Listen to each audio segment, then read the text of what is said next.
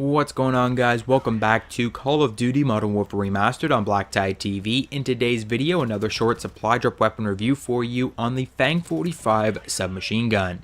The Fang 45 was subject to a great amount of praise when it was first launched in the Lion Strike operation, and is still one of the most popular DLC weapons in Call of Duty Modern Warfare Remastered.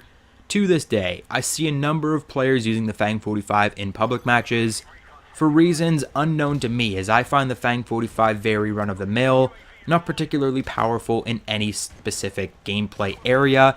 It can be used for a number of different techniques, a number of different playstyles, but it will never be the most powerful tool on the battlefield in any sense of the word.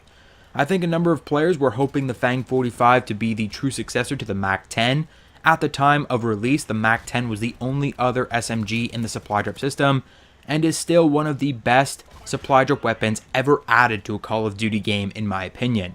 That being said, the Fang 45 doesn't really hold up its end of the bargain. The weapon is so plain, it's so boring, it doesn't do anything, it's not particularly great in any playstyle, as I've already said. But the biggest lie you'll hear about the Fang 45 is that it is the return of the UMP 45 or UMP 45 from Call of Duty Modern Warfare 2 and Call of Duty Modern Warfare 3 to the franchise. Unfortunately, this is simply untrue. The weapon does share some similarities with the UMP 45, but also takes a lot of inspiration from the Call of Duty Black Ops 3 CoD and the Call of Duty Advanced Warfare KF5.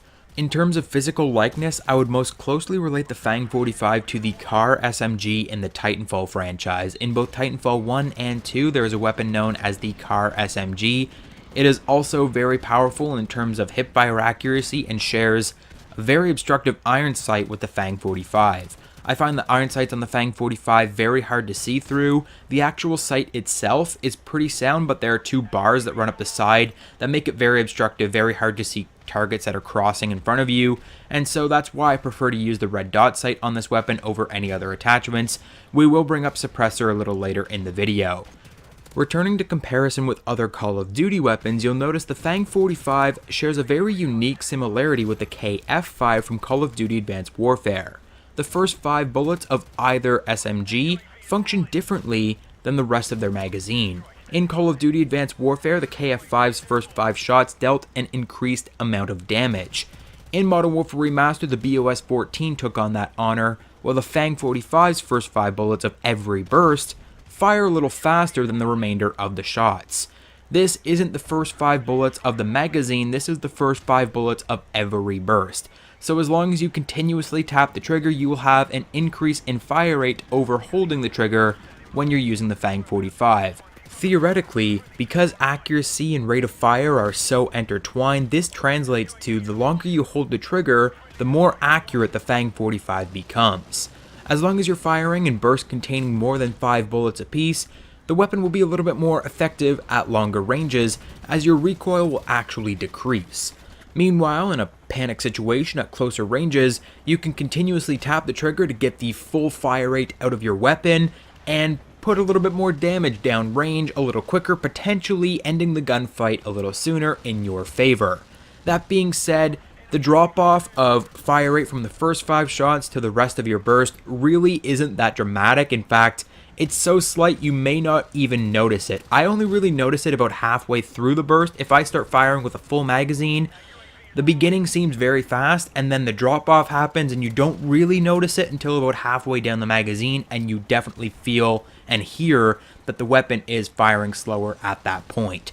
But at the actual drop-off, you won't really notice, and so this first 5 bullet mentality isn't really something you need to be focusing on when using this weapon. You don't need to always be, oh, I gotta burst this so I can get my first 5 shots, I gotta burst this, I gotta hold it so I can be more accurate at long range.